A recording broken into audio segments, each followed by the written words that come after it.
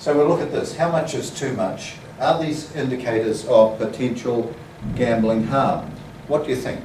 Donald buys a lotto ticket every week without fail and says he gets anxious if he's not bought it. Is that an indication of harm? He's got a dependence, psychological dependence. He's got a psychological, yeah, but is it harm? Because again, it's surprising, without going Need into more it. information. I think it'd be around functioning. So I'd look at it from not just harm, but from a position of So you need more functioning. information. Yeah, as you say. It might be dependence, but dependence on its own is not surprising, it's not harm. In fact, if you go to a doctor and get medication, quite often you will become dependent on that medication, and they don't see it as harmful. That's why they changed the wording of DSM-5 over DSM-4. They didn't have addiction in DSM-4, they just had dependence. But then the psychiatrists were saying, but it's sort of saying that we're creating addicts if we put addiction in. And then they changed their minds and said, oh well, dependence and addiction are two different things. Addiction has harm, dependence not necessarily. So is there any harm here? He's only spent money on one ticket. He does get anxious if he hasn't bought it. Well, it depends how much he pays for the ticket. Okay, $10. Well, it depends how much he earns as well. $10 might be a lot of money compared to what he's got. Okay, he's got $50 left over at the end of the week after his food and everything else, and he's got $50 disposable. He doesn't smoke. The red flag for me would be the anxious. Yeah. Yeah, and that's Why the is only he thing. feeling But anxious? is that harm, or is that just a little bit of nervousness? If he hasn't bought the ticket, and then he feels a little bit annoyed. How long is he anxious? Is he anxious all week? It's maladaptive, isn't it? It's maladaptive, but let's have a look. Well, it may not be maladaptive, because you may find that a lot of people will say, that's my dream time. You know, I can sit there dreaming how I'm going to spend the money when I win, and that just distracts me, and I get a good feeling out of it. So I'm paying the money, the $10, for my own special dream time rather than anything. But I do get anxious because I do think that if I buy the lotto ticket, in the back of my mind I've got something saying, you'll win sometime during your lifetime. And it might have been, your win might have been that week that you didn't buy the ticket. From a harm minimisation perspective, which we have, we give people methadone, don't we? Yeah. That become addicted to it, but they don't have the worst harm of going out buying heroin. Yeah. Okay, so sometimes, rather than looking at the stigma attached to it, we look at the balance of harm. Yeah. So we might say, probably no. Yeah, no.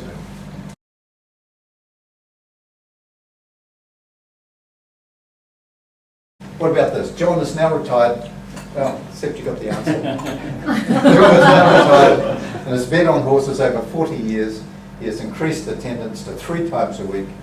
Spends most of his day there since his wife has passed away. And his argument would be saying, I haven't got any other thing to do. It's enjoyable for me. I don't spend a lot of money. When it comes down to it, I spend all my time walking around having a look at the races. Where's the harm in that? And that's my enjoyment. So what might we say to him? We might go and say, let's possibly. We might go and say, well, what are you missing out on? When did you last see grandchildren? Oh, a long time. I'm not at home for them to see because I'm down at the TAB. Or it might be, I used to like being around with my friends. I don't catch up with my friends because they don't spend their time at the TAB. It could be all those sorts of things. So we might look at whether or not his life has become less attractive, and in fact he's becoming a little bit more depressed because his wife passed away, so that's always a clue. He might be grieving, and he might be wanting to isolate himself. We know people do that. And that's not necessarily a good thing. So we might have to find out how much stress he has.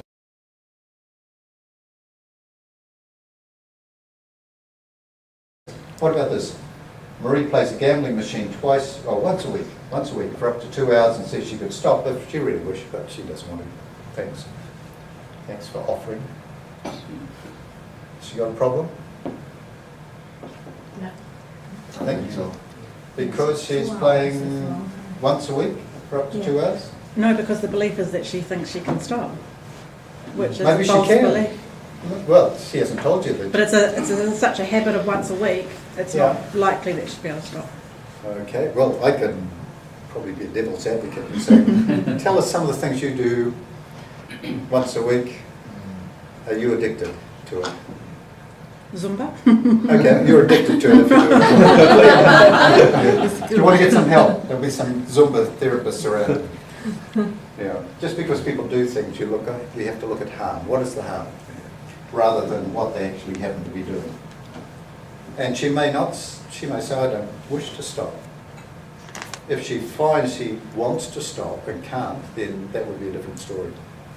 But we might have to go and check. But a lot of people may go and say, oh, well, if you play machines, you've got a high risk because the research indicates you've got about 1 in 4 chance, if you're a regular player, like once a week, there's a good chance that you'll become dependent on that behaviour. Hard to break.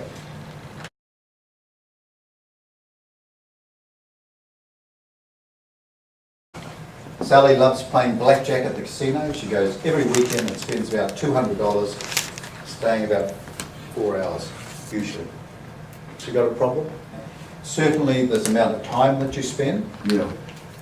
Every weekend, Yeah. well, you know, that sounds like she probably, it might be 2 days of a weekend, who knows? $200, she'd have to have a fair amount of disposable income, wouldn't she, to have $200? She could be a A multi-millionaire. lazy $200. She could be a multi-millionaire, and that'd be She nothing. could be, yes. So we're going to have to ask more questions, aren't we? Yeah.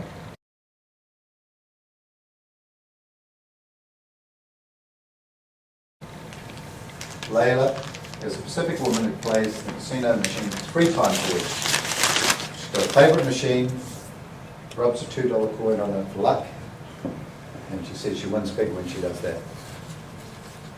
Has Layla got a problem? A lot of people have lucky rituals when they're playing gambling machines. So not unlikely, it comes down to about 3 times a week is quite a bit. And I would think that you'd be spending a bit of money to go there three times a week. And I doubt that she wins big every time. Doubt it very much. So she's got a pretty distorted view of her gambling.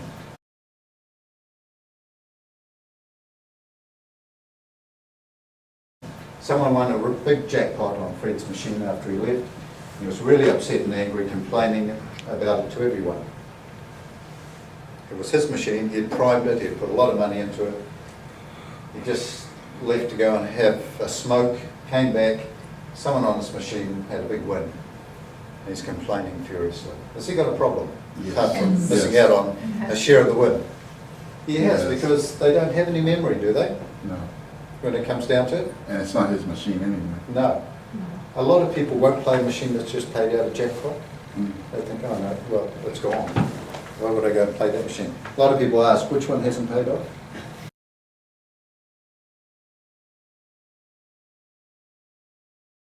Okay, so there's a whole lot of variables when it comes down to it, but there's also a lot of belief. Some things we should think about is that with gambling harm, there is a lot of money spent, as I said before, on gambling. You've got there 6 casinos. For our size country, 6 sizable casinos. Christchurch, the Hamilton Casino and the Auckland Casino are all world-size large casinos when it comes to that. How many gambling machines are in Auckland Casino? Anyone know?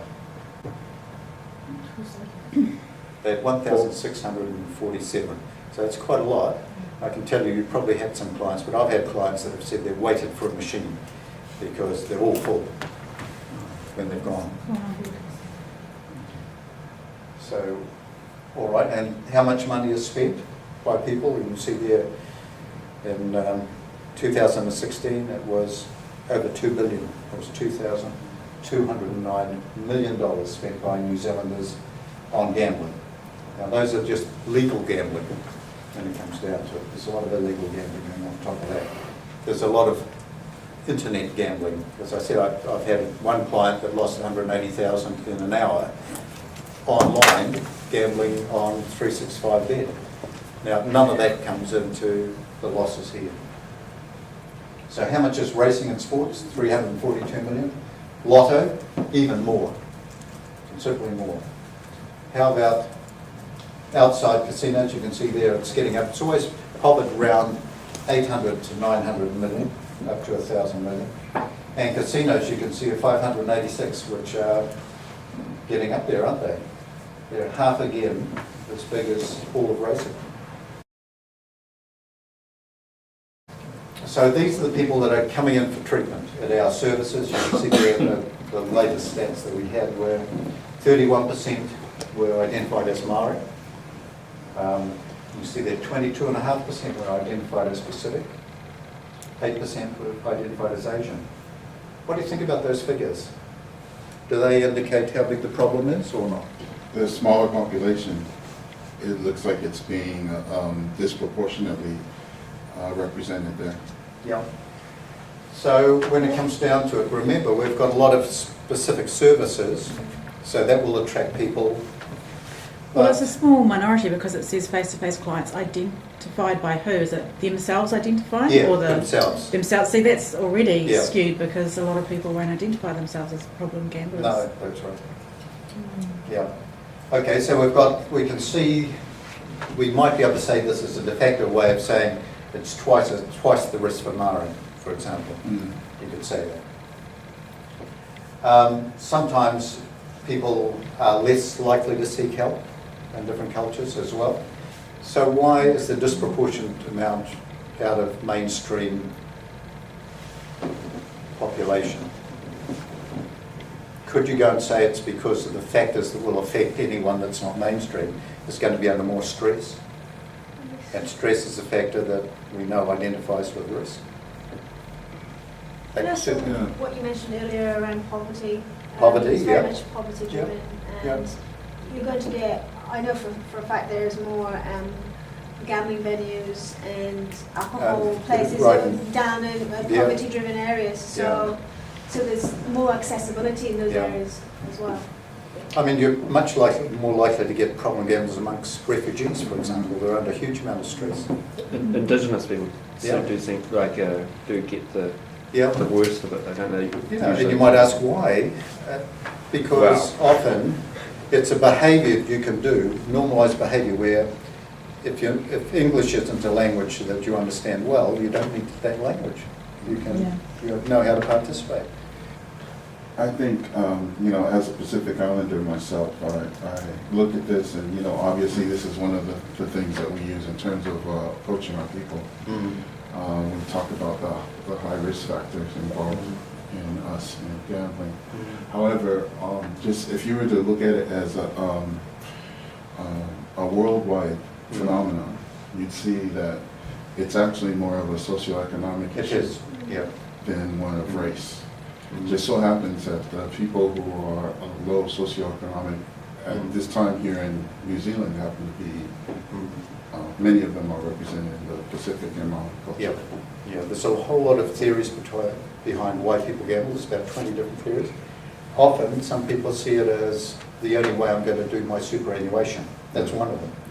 Because I can't afford to put aside a small amount every week. This way I will win something. Other people think you can entertain if it's only a small amount of money. I've got the same chance as the richest person in New Zealand. There's a lot of social justice sort of things happening there as well. I have a lot of clients who are Indian. Quite a lot of them are students, and because in a lot of countries like India, where for religious purposes, you're not allowed to drink or smoke. When they come to New Zealand, gambling is legal, so they think it's okay. Yeah. And therefore don't associate much harm because of the legality of it. Yeah, it can be if it's outside of your culture, it can be very risky. I remember for a while there I had a lot of Middle Eastern clients. Gambling was against the Quran, so if they had a gambling problem, they were ostracised by their community as well. So they got double hit from everything. So but again, the excitement can be the chance of winning. If you see people winning large amounts of money. I do believe that the thing that we need to recognize is the difference between gambling and gambling harm. Yeah. That's where the socioeconomic issues come in. Yeah. Because it becomes harm for a person who's not able to afford it. Yeah. But you've got people who are rich Mm. that are gambling like millions and millions Yeah. of dollars, and it's not really affecting them because, you know, it's not harming them in No, any no, that's right. way, not, at least not in the same way as social. And often you have the problem around whether or not you should offer help to people that you can't tell whether or not they have money or not. Right. That's what the industry will say. How are we supposed to know who's got a problem? How do you know how much Can afford it. people Yeah. can afford to gamble? Yeah. So that's why the idea is look for signs of harm. Mm. And there are distinct signs of harm when you look at them. Okay, so the sort of gambling that has more risk, we know that what we call continuous forms of gambling have much higher risk. In other words, can you keep reinvesting your winnings on it? And you can every time you're pressing a gambling machine button. If you buy a lotto ticket, you might have to wait for a few days before the results. So they'd say that's not a continuous form. So if you can reinvest. So when does it become continuous? We try to make things continuous by putting a bet on right next to when the race is supposed to start. In other words, to have things happening a bit faster. Devil's advocate and say that, you know, maybe for a pathological gambler, they're all continuous. Yeah, well they are now. You're absolutely right, because you can gamble online now anywhere in the world. And you can, if the horses, for example, if you could, we used to say it's not really continuous online because if you went out to a track, after it closes, it's the end of the day, sort of thing. But now you can continue to gamble all through the night, up in the next morning, and there'll be races somewhere around the world that you can put bets on. If you go into a TAB, you can see all the different races happening on screens, and you can be following and putting your bets on. So you can, especially in sports events, I don't know if you are, but I'm certainly getting more clients with sports gambling. Even the sort of gambling they're not interested in. Like one of my clients said, lacrosse. Who bets on lacrosse? He did. And he said, I don't know anything about it. I keep putting bets on silly things like that. But also online gambling makes it much easier to hide. Yeah. I think in the old day, you know, you'd have to disappear for a couple of hours down the TAB. Mm. You know, your partner might be asking Yeah. where you've gone, but now it remains secret now. So I think the harm is higher because of that alone. Speed at which reward is provided. So if you get a sudden response, it doesn't matter if it's a small response, but a sudden response has far more impact than a much bigger win that takes longer to be notified to you. With a gambling machine, how long does it take a gambling machine to so-called spin? About 3 or 4 seconds. And then you get the results. And in fact, it'll slightly slow down as you get to the end. Because it'll go there, and you're watching the last one, so you're building up. Even though it's 4 seconds, you're actually broken that 4 seconds down to smaller, exciting sort of responses where you're building up your excitement. And then you get suddenly, oh, just lost, or a near win, or a near loss, should I say. But a near miss. But they often, the industry calls them near misses, and you should call them losses. Yeah. It comes down to it. So the speed at which you get one is going to make it more addictive. If it takes longer to get a result, it's not quite as addictive for people. The brain seems to take things on board. And it's part of learning theory that you a promptly delivered reinforcer is far more reinforcing than a delayed reinforcer. Size of the reward, so a jackpot, big jackpot is going to have more effect than a small one when it comes down to greater repetitive behaviour. But if it's a small win but delivered really promptly, it could be just as exciting for a person. And advertising adds to that. Accessibility adds to it. So accessibility on your phone, advertising will certainly increase it.